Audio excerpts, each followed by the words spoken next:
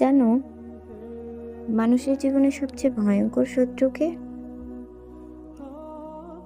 যে তোমার সামনে দাঁড়িয়ে বলে আমি তোর পাশে আছি, কিন্তু পেছনে দাঁড়িয়ে তার জীবনটাই ধ্বংস করে দেয়। আমি সামিয়া। এই গল্পটা আমার আর আমার সবচেয়ে কাছের বন্ধু রিয়া। আমরা ছোটবেলা থেকেই একসাথে বড় হয়েছি। একই স্কুল, একই ব্রেঞ্চ, একই টিফিন ভাগাভাগি করে খাওয়া।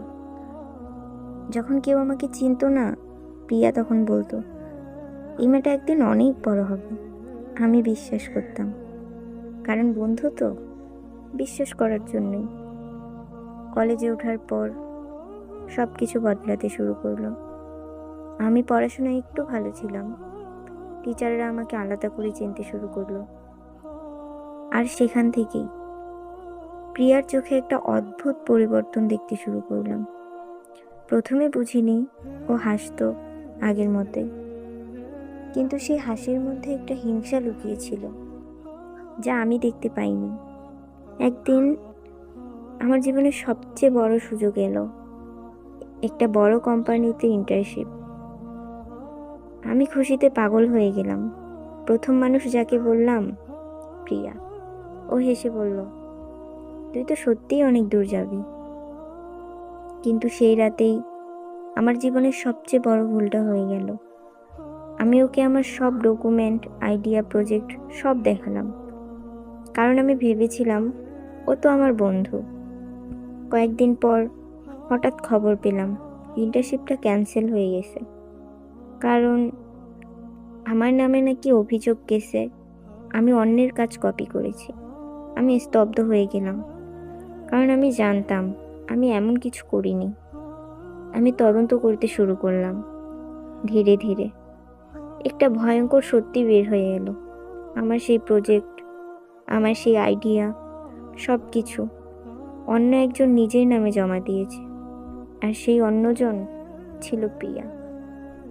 বিশ্বাস করতে পারছিলাম না, যার সাথে আমি বড় হয়েছি, যার জন্য আমি নিজের সব কিছু শেয়ার করেছি, সে আমার পেছনে ছুরি মেরেছে। আমি ওর সামনে গিয়ে দাঁড়ালাম, বললাম কেন করলি এটা? প্রিয়া প্রথমে চুপ ছিল, তারপর ধীরে ধীরে বলল কারণ আমি সবসময় তোর ছায়া হয়ে থাকতে থাকতে ক্লান্ত হয়ে গেছি। আমি বললাম তুই চাইলে আমিও তোকে সাহায্য করতাম। সে হাসলো, একটা ঠান্ডা ভয়ঙ্কর হাসি। বলল না রে, আমি তোর সাহায্য না, তোর জায়গাটা চেয়েছিলাম। সেই মুহূর্তে বুঝলাম শত্রু সবসময় বাইরে থেকে আসে না, কখনো কখনো শত্রু তোমার সবচেয়ে কাছেই থাকে। এরপর আমার জীবনটা ভেঙে পড়তে শুরু করলো। সবাই আমাকে সন্দেহ করতে লাগলো, বন্ধুরা দূরে সরে গেল, আমি একা হয়ে গেলাম। আর সবচেয়ে কষ্টের বিষয়, যাকে আমি সবচেয়ে বেশি বিশ্বাস করেছিলাম, সেই আমাকে শেষ করে দিল। কিন্তু গল্পটা এখানেই শেষ না, কারণ ভাঙা মানুষ যখন উঠে দাঁড়ায়, তখন সে আগের মানুষটা থাকে না। আমি আবার শুরু করলাম শূন্য থেকে। দিনে পড়াশোনা, রাতে কাজ, কেউ পাশে ছিল না, কিন্তু একটা জিনিস ছিল, নিজের প্রতি বিশ্বাস। বছরখানেক পর আমি আবার একটা বড় সুযোগ পেলাম। এবার আমি কাউকে কিচ্ছু বলিনি, চুপচাপ কাজ করলাম আর সফল হলাম। একদিন একটা বড় অনুষ্ঠানে আমাকে পুরস্কার দেওয়া হচ্ছিল। স্টেজে ওঠার পর দর্শকদের ভিড়ের মধ্যে একটা মুখ দেখতে পেলাম, প্রিয়া। সে নিচে দাঁড়িয়েছিল, চোখে অনুশোচনা, কিন্তু তাতে আর কিছু আসে যায় না। অনুষ্ঠান শেষে সে আমার কাছে এলো, ধীরে ধীরে বলল আমি ভুল করে ফেলেছি।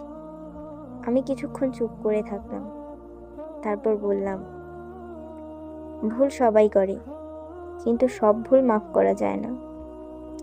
আমি ওকে ক্ষমা করিনি, কারণ ক্ষমা মানে ভুলে যাওয়া না, আর কিছু বিশ্বাস একবার ভাঙলে আর কখনো জোড়া লাগে না।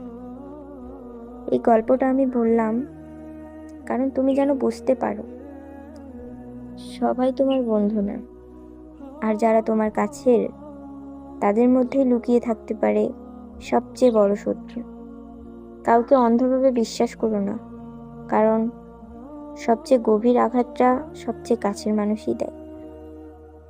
আর যদি কখনো তোমার সাথে এমন কিছু হয়, তাহলে ভেঙে পড়ো না, কারণ তোমার পতনই তোমার শেষ না, তোমার নতুন শুরু। বন্ধু যখন শত্রু হয়, তখন যুদ্ধটা বাইরের না, ভেতরের হয়।